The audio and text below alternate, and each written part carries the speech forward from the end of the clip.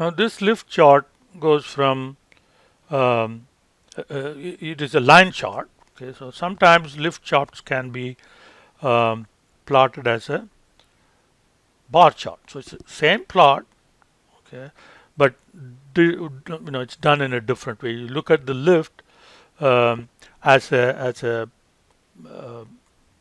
you divide the cumulative y by the cumulative y bar and then see what is the multiple. Okay, so here we are plotting cumulative y directly, right?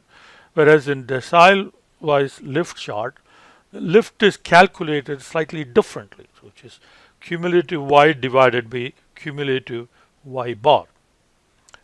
And our gains actually generates that as part of its output. Okay, so if you look at gain.vl, right, and then you see lift. Okay, so if you run that, you will see the lifts. Okay, and the lifts are here represented as percentage. So the actual lift for the first top decile is 1.75. So we really need to divide this by 100 to get the actual value of lift, right? All right. So now, we're going to again the default number of groups that we have after sorting the y hat is 10. So we have the top 10 and then top 10 plus the next 10 percent of the observations, and then the next 10%. So it'll be top 30% of the observations and so on.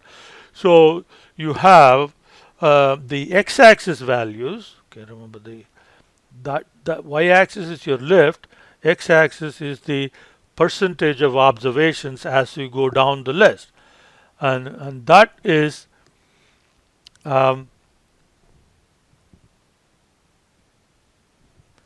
so if you look at gain.vl,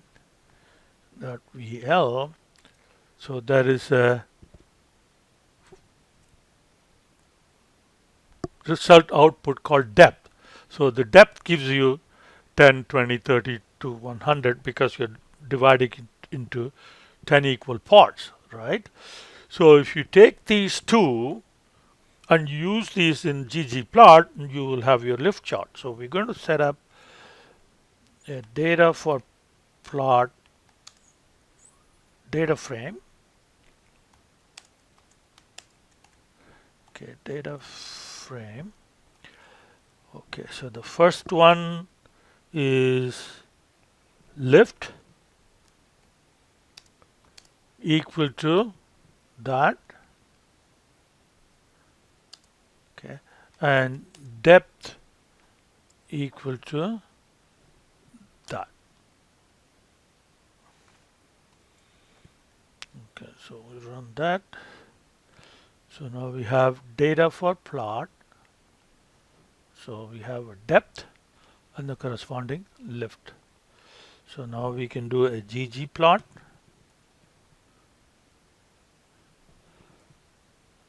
So data is data for plot,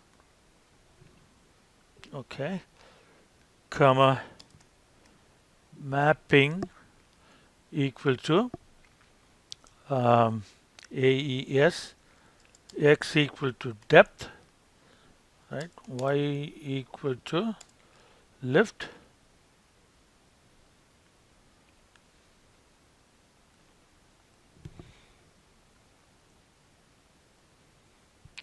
okay, and then we have geom bar, and we want to do identity.